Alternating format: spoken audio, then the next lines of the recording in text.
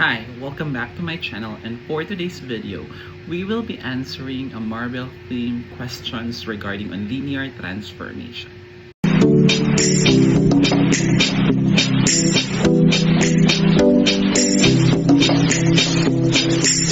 Okay, so let's start with the first part of our discussion for the questionnaire. So the first part is a true or false question.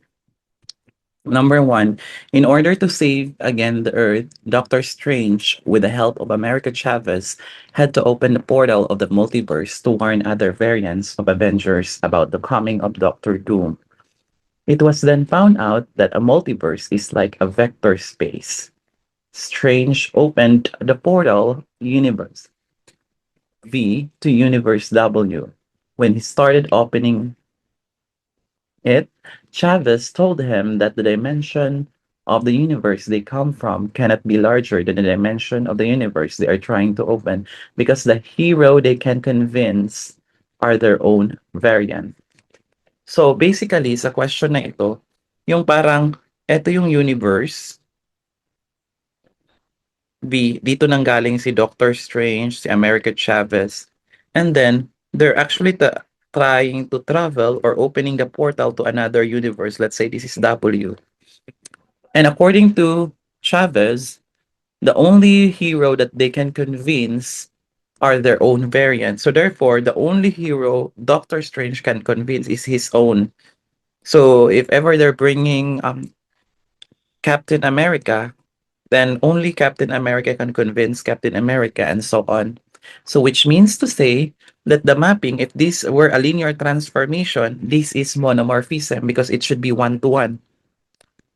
So may result tayo or meron tayong properties sa isang one-to-one linear transformation that the dimension of that V should not exceed to the dimension of W. So in this case like this, the reason for that is kasi 'di ba, if if the linear transformation is one-to-one, that means the linear transformation T is injective. So if these were injective, the kernel of T is the set containing 0.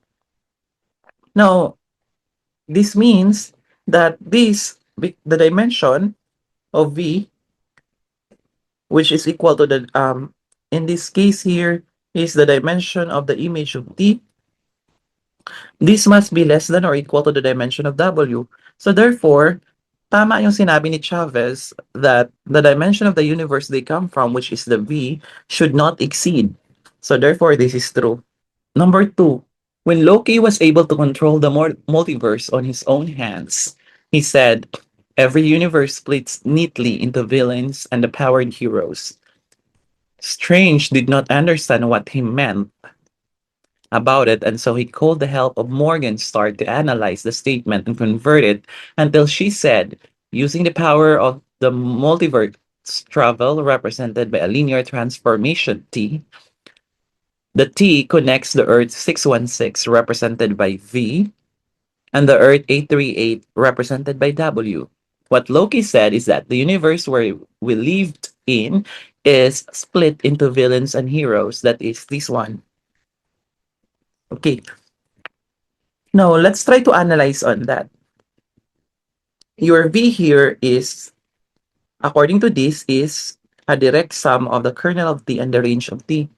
But note that your kernel of T, of course, is a subset of V, while the range of T is a subset of W, which means to say that these two guys don't live on the same vector space. So they don't live on the same universe. So therefore, this is false. This is only true for some cases wherein the linear transformation is an operator because in this case, instead of V to W, wherein nandito yung range natin, di ba? If this were an operator, V to V kasi yan eh. So that for some cases, that might be true, but in general, that is false. So the answer here is false. Number three, in the House of M, Scarlet Witch said no more mutants and wipe out some of the mutants. To resolve on this, Professor Xavier rushed to talk to Wanda and asked why she did that. Wanda, the Scarlet Witch, said Too many mutants, too few seats. Someone must disappear. Everyone who overheard their conversation was confused. Why did she have to make some disappear just for a seat in the Avengers or any council when it could have been done by asking some of the heroes to retire? Then they realized that the reason why Wanda had to do that was because of the strange plan to open the portal to warn the other variants. However, it was possible to travel in the multiverse when the linear transformation T, the power that could portal the Earth 616 denoted by vector space V to the Earth 838 denoted by space W is injective. Now they understood Wanda was right all along. Actually, this question or this statement is actually related to the first one. When Strange and America Chavez tried to open the portal to travel to the other multiverse, if those multiverses were represented by vector spaces, in this case kasi, the linear transformation is only possible in this case when it is injective. So, di ba, pag rule sa injective, ibig sabihin, the dimension of V, the domain is less than or equal to the dimension of W. So, ibig sabihin, hindi pwede itong mag-exceed. So, sabi kasi, too many mutants, too few seats. So, if there were only few seats here, then kailangang ma-eradicate or ma-eliminate yung iba. So, therefore, in this case, this is actually true. Okay, number 4, for them to be able to cross the multiverse, Thor warned everyone that he heard this way from Hela, his sister, the goddess of death, about how to successfully cross the multiverse. However, what he heard was the statements a gate takes people past uniquely. Infinite lands, this means everyone on the other side was rich. The problem they had is to decode the statement so that Morgan could possibly understand about it by using linear transformation device. Not long after, they understood that in order for them to do it, they had to treat vector space W or the Earth 838 as the same as theirs, the Earth 616 or the vector space V. This means that the linear transformation is an operator V, and if the kernel of T is the set containing 0, then it would be easy for them to access since the transformation is on 2. So, in this case, nung sinabi niya dito kasi, this meant everyone on the other side was rich. So, ibig sabihin, if this were a linear transformation from B to W, yan, lahat pala ng tao dito nare-reach. So, ibig sabihin, the range here of T is equal to W, which means, according to our class, for the property of this linear transformation or just the mapping, onto pala yung mapping. So this is an epimorphism. Now, if epimorphism, hindi naman ito yung condition eh. Because this is a condition. If the kernel of T is 0, then this is monomorphism. So, okay sana kung ganito, but we don't see that on the statement. So therefore, this is false. Okay, the last question for this part. Dr. Doom and his powerful soldiers were very powerful enough to even Wanda Maximoff and Jean Grey could not withstand with them, and they had to ask help from the Avengers and the X-Men. The villains yelled and laughed that they were inevitable and they'd only be vanished or defeated if and only if their power level is 0.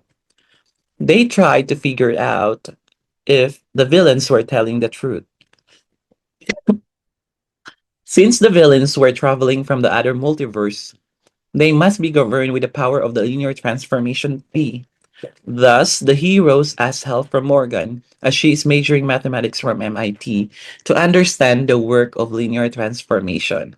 She said what the villains is trying to tell if T is a linear transformation from vector space V to W, then the kernel of T consists of vector V from the vector space V, such that this one holds. People then believed that Morgan was right. Now let's take a look into that. Now, if we have a linear transformation from B to W, so this is a linear transformation. This is going to happen when we have to consider V as a normed vector space. Given a norm, let's say this one, then if we have a kernel of T that consists of the vector space, I mean the vectors in the vector space, such that this one, so the norm here is 0. Ibig sabihin yan, if we have a vector W, which is 0, this is if and only if this holds when the vector is 0, that holds for every W in V, and W rather. Now, if we apply that to this T of V, so ibig sabihin, the norm of T of V is 0, this will hold if and only if this one is 0. Tama? But ano to, di ba this implies that your V is an element of the kernel of T? Kasi di ba, the kernel of T is the collection of vectors from the domain such that those vectors are mapped to 0. So ibig sabihin dahil na map sa 0 si V pala is an element ni kernel of T. So because of that, the kernel of T is this one. Tama? Okay. So totoo sana to. However, nangyari lamang ito when we assume that the W is a norm vector space. Kaso ang sabi sa statement, this is a linear transformation, the T is a linear transformation from a vector space V to W. Walang sinabi kung anong type yung W na yan. Remember, a norm vector space is a vector space but the converse is not true. So the vector space is not assumed there as a norm vector space. So therefore, this is false.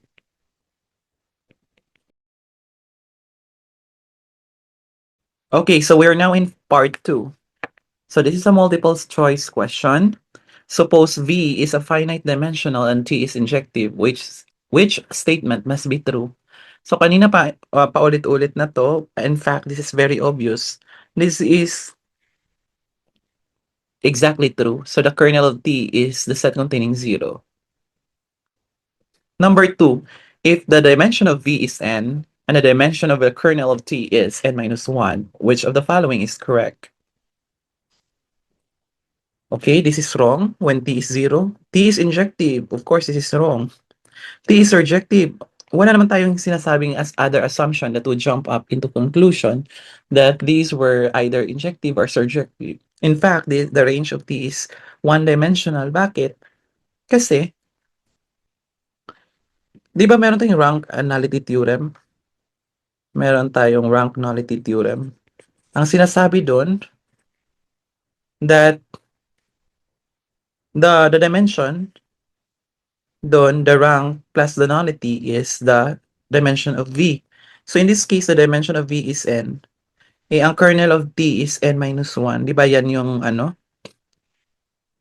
Yan yung value na yan is n minus 1. We have to subtract that this.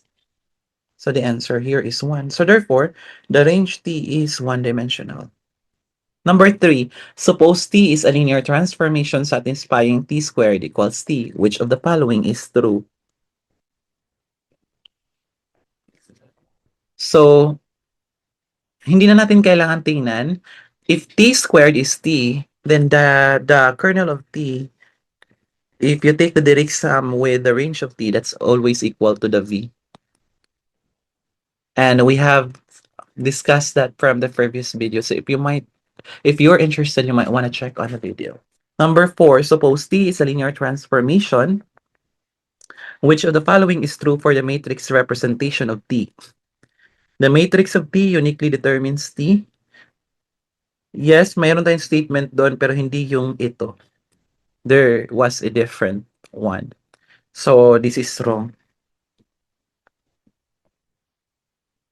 Okay. Dito tayo sa D. Diagonal matrices represents diagonalizable operators regardless of basis. No, not for any general basis. There are some cases for that. Letter C, two linear maps with the same rank have similar matrices. No. That's wrong. We have discussed that already. So the answer here must be B.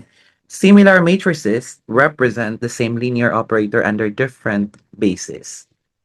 Number 5, given a vector space V that contains the pair xy, which is an element of R2, such that x plus y is 0. Which of the following definition of T given by this one makes a linear transformation? So, if V is a vector space, in that case, so ibig sabihin, this is pretty obvious. In fact, na-discuss ko to sa previous video na ito yung nagsasatisfy nito. So therefore, the answer here is A. Number 6, let this T be a linear transformation. That is, it maps from R3 to R defined by this. I'm sorry, it should be R2. So, with respect to standard basis, which matrix represents T? So kung titingnan mo, this is R2, no? Tapos R3. Di ba pabaliktad yung dimension dito? So that means we expect that the matrix should be 2 by 3. Tama? So in this case, dahil 2 by 3, the candidate here are these two. But let's double check. Na-discuss natin before, di ba, na if we have a standard basis, let's say, sorry, E1, E2, this is pretty obvious na if you have to simplify on that, kayo na ang bahala. Ang lalabas dito is this one. So therefore, the correct answer is A. Number 7, let P2 be the vector space of all polynomials of degree at most 2. And that P here is a linear transformation that maps P2 to P2 defined by this one. So ano nga ito? Let's review this one. Sa calculus, tinatawag tong derivative, di ba? Na let's say, for example, you have a polynomial 3x squared plus 5x. Ibig sabihin, ang lalabas niya is bababa si 2, so maging multiply yan naging 6x. Dahil ba bumaba si 2, ang naiiwan is 1, so tinanggalan ng isa. Dito naman, bumaba si 1, so naging multiplied by 5, naging 5. So ang natitira is x to the 0 or just 5 na lang. So therefore, yan ang kalalabasan. And that is actually derivative in calculus. Now, ang sabi dito, these are the bases. Tama? So, okay, kung hindi ko in-explain ng maigi sa number 6, so this time i-explain ko ha. How do we do that? Remember, you have to double check first this basis vector. So, T of 1, anong lalabas? Derivative niya, so magiging 0. T of x, magiging 1. T of x squared, magiging 2x. So in this case, how do we write this? So T of 1, which is 0, we need to write that as a linear combination of all the vectors in B. So in this case, I have, tama ba? This is 0 times 1 plus 0 times x plus 0 times x squared. This one is T of x, which is 1. So how do we write that? That is 1 times 1 plus 0 times x plus 0 times x squared. Tama? But this x squared, which is 2x, so this must be 0 times 1 plus 2 times x plus 0 times x squared. So therefore, these are actually the column vectors, yung mga coefficient dito. Yan. So if we write that, which is the matrix T with respect to basis B, that should be 0, 0, 0. Yan yung first, this one. And we also have 1, 0, 0. And then we have 0, 2, 0. So therefore, the answer is this one. So alin dito? Okay, letter A. So number 8. Which of the following is not always true for a given linear transformation from V to W? So A, the kernel of T is a subspace of V. Letter B, range of T is a subspace of W. Letter C, T of 0 is 0. And D is the range of T intersection with the kernel of T is a set containing 0. Actually, this one is true because the kernel of T is a subset of V and it's even a subspace. We have shown that already. Similarly, the range of T is also a subspace of W. And in fact, if this is the first requirement of a linear transformation, the 0 is always mapped to 0. So therefore, this is false. So the correct answer is this one. Number 9, let T and S be linear transformations. Which of the following is always true? Okay, this is false. This is false, and I want you to check on that. This is false. This is actually true. So, para malaman natin kung totoo yan, instead, I'm gonna show you this. Kuha tayo ng element dito, dapat may pakita natin yung element dyan. Di ba ganyan yung subset according to MMW? Diniscuss that in before. So, if Y is an element of the range of TS, by the way, ano yung S natin? Kunyari, S is from U to V, and your T is from V to W. So, your TS is from U to W. Tama? Kasi, pag ganito siya um, paatras I mean, kukunin mo to kasi ito yung dito, and then kukunin mo to kasi ito yung dito. So, this is the map. So, if Y is an element of the range of TS, then, anong implication niya? X is an element of U such that Y is equal to T of S of X. Tama? But S of X, V rather, is an element of V. Anong ibig sabihin nun? This implies that Y is of the form T of V. This is for some B in V. So, this means that your Y pala is an element of range of T. Kasi, di ba, ito is an element of this one. So therefore, this is an element of range of T. So therefore, napakita natin na yung element dito, nandito, so ibig sabihin, this guy here is a subset of the range of T. Number 10, which of the following statement is about isomorphism structure of linear transformation is not always true? If the kernel of T is the set containing 0, then T is injective. This is in fact correct. If T is invertible, then T is injective. Check natin. Ano ibig sabihin pag invertible? Pag T from B to W, pag invertible siya, ibig sabihin there exists this one, tama? Which is from W to V. Such that, yung T inverse mo, T is equal to the identity on V, and the T inverse is equal to the identity on W. Now, if T is invertible, anong implication yan? Let's say we have T of V1 equals T of V2. Di ba yung goal natin pag magpapakita tayo ng injective, dapat V1 is equal to V2? Let's check. Dahil invertible siya, pwede ko palang multiplyan ito.